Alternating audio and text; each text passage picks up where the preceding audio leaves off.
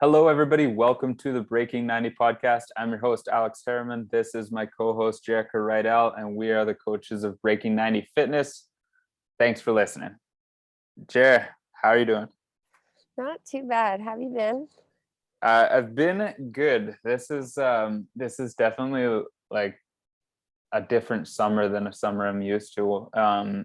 We've this summer, so Emerson, for anybody listening that doesn't know, Emerson is my son. He turns 4 this summer, so he goes to school in September, which is Wow. like pretty wild to wrap my head around. But I know every parent's been there before, so it's that you're like, how did the time go by so fast? But so this summer we put him in a couple sports because last year with COVID there wasn't really any kids sports running. So this summer we've got him in ball hockey and in soccer, and it's like it's just so funny watching these kids sports and seeing like little 4-year-olds interacting with each other and playing these sports. It's so much different. I mean, obviously I did it way back then but don't remember Mhm. any of that, and it's really interesting to be a part of things from this age group now and seeing how this all goes. It's just like a hilarious world of sports. Have you ever coached like a really little kid sports team or anything? Yeah. I used to teach dance, and Oh, I've coached just a few groups of baseball. oh, cool. It's a blast. Yeah. It's just so funny. Like they're like, There's always one kid playing in the dirt. Two of them are doing their own thing. It's so funny. honestly, like so very different sports, the ball hockey and the soccer. The ball hockey, it's like it's a male coach and he's a bit older and he's pretty serious, and it's just funny seeing that with the kids because he's like, it's warm up time, and like they do like their strict warm up for like four I year love olds, it. and then like partway through practice the kid will just like throw his gloves off and be like, I'm done now. It's like, Yeah. nobody, you got to get back on there. And then soccer on the flip side is like a bunch of young teenage girls, and they're like the complete opposite of this guy. They're just like out there having fun playing like shark games and stuff, and the kids love it. But it's just the funniest thing watching kids sports because, like you said, like 1 minute they're so in it, the next minute they're like, well, I'm done. Yep. They've made up their mind. Oh, that's awesome. That's crazy that he's going to be going to school. Yeah, that's really hard for me to wrap my head around, but here we are. What do you got for us today? All right. Topic tonight, something that I've been talking with a lot of people about is and we've touched on this a little bit in the past, but this, I think it's really important even to reiterate some of this stuff, is dealing with vacations, specifically in the summer. It doesn't have to be like a holiday away, a destination vacation or anything like that, but just like you're renting a cottage for a week, and what's that going to look like on your journey? How do you navigate that on your journey? And I guess a couple tips and tricks to make the most of it. um I think this is something a lot of people struggle with, and also like typically people will start with Breaking 90 on a 90-day journey. A lot of people wait for like the best time of their life to tackle that 90-day journey, and I'll get a lot of people in the summer that'll be like, you know what, I better wait till September because we're going away for a week in August. And it's like, no, you need to learn how to go away for a week in August and still stay on track, or else you're not going to be able to stick to this for life. You need to Such a learn good point. how to make that a sustainable part of your journey. Um, so I guess for you, like if somebody's going away and they're like, I'm going to be gone next week, what's like one quick piece of advice you're going to give them to navigate that?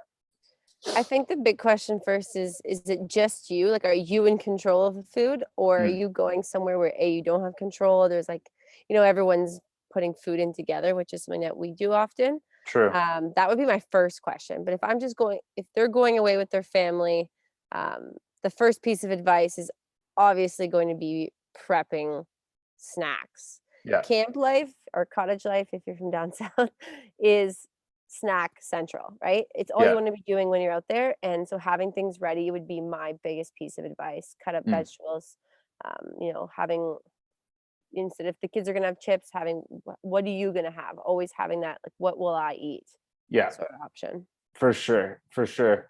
Even before I would like dive into like try this, do this, is go into it with the understanding that you absolutely need to enjoy yourself. So Yeah, if you're totally. like, if you're on a 90-day journey right now and you're like dreading this vacation because you're like, it's going to be miserable, I'm going to hate it because I can't have a single drink, you're not going to succeed. You're either going to ruin your vacation or you're going to self-sabotage yourself because you're going to feel bad about falling off plans. So don't, you need to go into it with the understanding that you're going to enjoy yourself, and also you will not make or break yourself in 1 week. No. It's if as long as you don't go into this as an entire week long binge fest, it's not going to make or break you. As long as you can get back on track as soon as you're done and you can make a few good choices through that week, you're probably going to be fine. You just need to forgive yourself and move forward, but still try to enjoy yourself in the process. Absolutely. I think one thing worth mentioning that a lot of people are going to struggle with is the day that they get back, the weigh-in, the first weigh-in, right? A Yeah. lot of people are going to see that first weigh-in and be like, how the hell did I gain so much weight? And I know we've touched on this in the past, but there's a combination here. So you've been gone for a week. You definitely haven't been as strict. You probably have gained, I don't know, how much weight do you think somebody who like enjoys themselves, isn't super strict, but doesn't binge the whole week? Like, what do you think somebody's actually gaining, like real weight?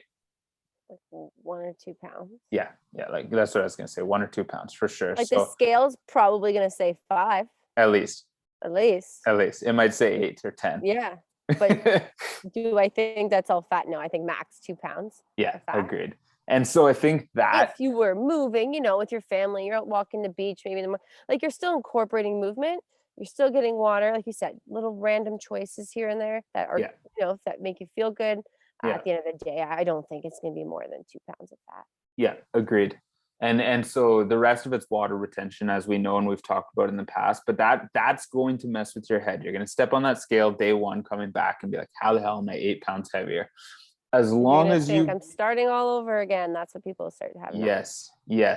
And the truth is, as long as you're willing to get right back on track and stick to the plan for the next, well, probably 2 weeks, but if you stick to the plan for the next 3 to 5 days, you're going to see that weight drop very quickly and be pretty close to where you were before vacation. Then you're going to realize, okay, this isn't that bad. I'm not really, like Jerrika said, I might be 1 or 2 pounds heavier. That's an easy thing to come back from. And understand and be okay with the fact that it's not just gonna take one day of good eating and all my water. It's gonna take 3, 4, 5 days of my good habits to see that scale go down. So just kind of cut yourself some grace and keep chipping away every day. Now, if you're the type of person that's been really strict on your journey, you've been doing this journey for a while, you don't take vacations often, you're not going away every weekend, like this is a very special occasion, you're gone for a week, I would actually sometimes tell you to not even bother tracking for this week. And that depends on the person and depends on the situation. And what we can kind of both give our opinions on this. I don't think there's a right or wrong opinion, but if you're the type of person that's been like really strict with yourself and you've got this week away, what I would instead encourage you to do is set some guidelines and rules for yourself and try to stick to those guidelines and rules, but not worry so much about, like, if you're counting your macros or counting points, don't worry so much about your points for 1 week. Instead, focus on things like Jerrika said. I'm gonna pack snacks. So my snacks are already going to be a controlled thing, but I'm still going to enjoy my dinners with the family. And so if you set some of these ground rules for yourself going into it, you won't have to. It shouldn't be like the main focus on your vacation is like, how can I stick to my plan? Because you shouldn't expect yourself to fully stick to the plan. Allow yourself to go a little bit over. It's not that big of a deal.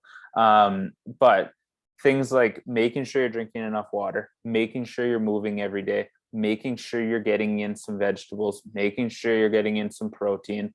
Like if you can hit some of these small goals, it's not going to matter if you have a couple extra snacks through the week, if you have a few extra drinks through the week. Like what are your thoughts on that, Jer?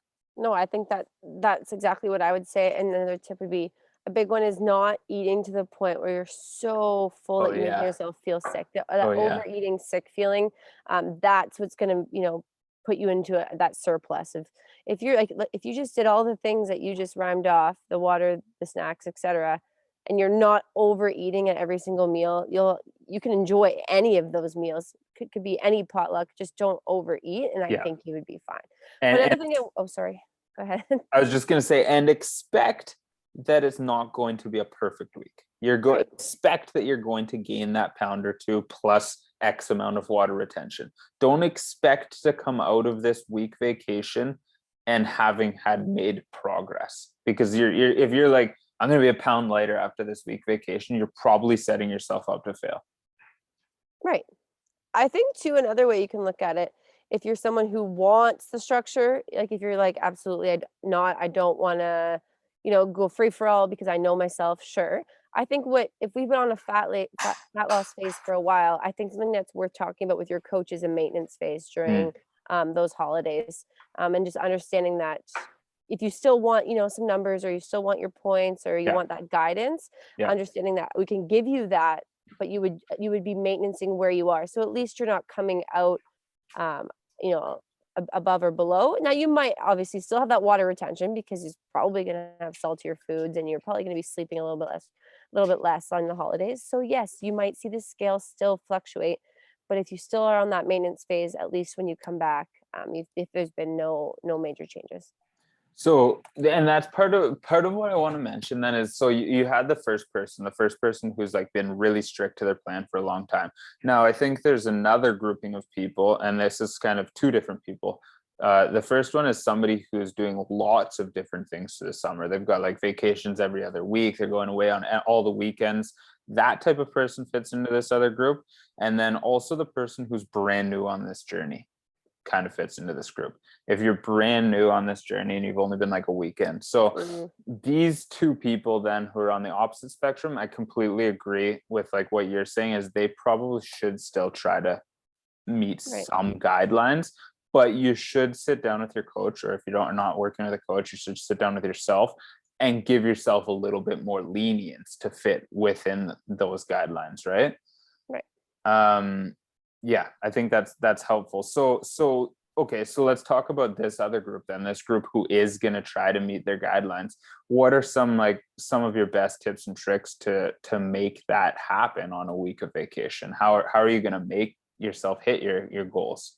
Right. If you still have those major goals, I think you also have to sit down with yourself and think there are going to be some tough decisions that need to still be made if I still have some big goals even throughout these holidays, and accepting that, sometimes you are going to have to say no to, for example, the extra drink or Yep. two, right? Or Yep. what we like to say is sometimes, like, I mix sparkling water with my drinks, so it's half and half, so that I'm actually making that one drink last a lot longer. Things like that, where I have to make that tough decision to not do X, Y, Z because I still want to stick to that plan. Now, if I'm giving myself a little bit more lenience, um, then that's okay too. But yeah, making the rules would be, or guidelines, not so much rules, Yeah, would be having the guidelines for yourself. I think what you said, making some sacrifices. So like if you're gone for like 7 days and you have the ability to sit down and be like, on this day we're doing this, and on this day we're doing this, you can kind of say, out of these 7 days, which days am I gonna stick to my plan? Which days am I gonna let yeah. myself go a little off plan? Then it Um, feels it feels better knowing that, for some people like myself, if you're a planner, knowing that this day I can, have a little more lenience. Just yeah. you tend to not go off the rails when you already planned it. And if you can minimize the damage, right? How can I make this day a little bit better than I would have in the past? If you can do that, you're going to kick ass on your vacation. Right. Look for opportunities at upgrades. How can I make this meal a little bit better? How can I make this snack a little bit better? Look for an entire day opportunities. How can I make this day a little bit better? Hmm. If you look for those little opportunities to upgrade, then you're gonna do really well on vacation. Packing snacks, like you said, is huge. If you can control the snacking situation, the meals probably aren't going to be that Right. big of a deal, as long as you always prioritize getting some vegetables, getting some protein. I think prioritizing water, if you can get your full water goal in that day, then the one or two, maybe even three drinks at night might not hurt you as much. Even if one night you have like 20 Yeah, drinks, like right. if You've got your normally it like, right, like if normally it was just gonna be a binge fest, like don't stop yourself from still having that one night if it's that important to you. right. But prioritizing water is definitely going to make a huge difference. You'll feel better the next day, so you'll be more willing to get back on the health train, True. and you won't be so dehydrated. So that's just a big one. True. And B, it'll help the water retention.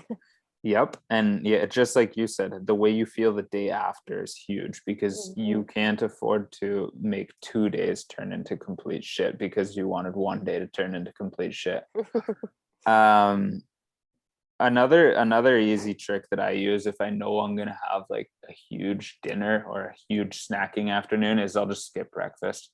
Yeah, I'll I've make done sure that. to get my protein and vegetables in, my protein, vegetables, and water in for the day, but I'll just start that process later, knowing that it's going to be a heavy afternoon or evening. That works for me. Doesn't work for everybody, and it's something you definitely need to be aware of with yourself. But that works well for me. I'm chronic. I'm bad for when I'm camping, or I don't always get my protein in. So I honestly will bring a shake with me, Yeah, yeah, so that at least I know I don't usually have a big breakfast because I camp because we usually have big potlucks. So yeah, it's just a protein shake with my fruit or veggie. That'll carry me over, just so at least I know I'm getting my protein in. yeah. So I should actually add to what I said. Often, if people skip breakfast, they will like be so hungry going into lunch and dinner that they'll just go crazy. Oh yes. But if you can still prioritize protein and vegetables and you get some of that in before the eating event starts, it'll make a huge difference. Oh So like yes. skip breakfast, knowing that at like 3 o'clock it's going to be happy hour or whatever, and make sure at like 12 or 1 that you're getting in like a salad or some protein or some vegetables, because the vegetables and the protein, just like Jerrika said, are the two things that often get neglected on a week of Hmm. holidays. Protein powder for sure is a savior in that type of situation, because you just don't often have the same opportunities to cook a chicken breast or hard boil some eggs. Like it's just not as easy sometimes. Yep, I always pack chocolate peanut butter protein bars so that when my friends are having chocolate bars, I still thoroughly enjoy my protein bar. It's not no chocolate bar, but it sure hits the spot. Just making those changes. Even if people are going crazy on chocolate, have the protein bar first and have a little bit of the Well, yeah, chocolate. instead of 3 servings of chocolate, Yeah, have one. Yep. yeah. I think that's a huge tip. Cool. That's pretty much what I wanted to cover. Is basically, if you're going away on vacation, you still need to figure out a way to enjoy yourself, but you need to have a game plan going into it. You can't allow that week turn into a week of madness. But if you can minimize the damage and still enjoy yourself, you'll come out of the week okay. It will slow your whole journey a little bit, probably, but it's necessary to be able to add that kind of thing in to make it sustainable. And what is 2 weeks added in the big picture? Yeah, exactly. It's 2 extra weeks, but you're still 2 weeks from hitting your goal. So what's the big deal? You're still going to hit your goal. Yeah, yeah. Figure out, if you can wrap your head around that mentality, you're actually much less likely to just go into that week and binge and destroy anyway.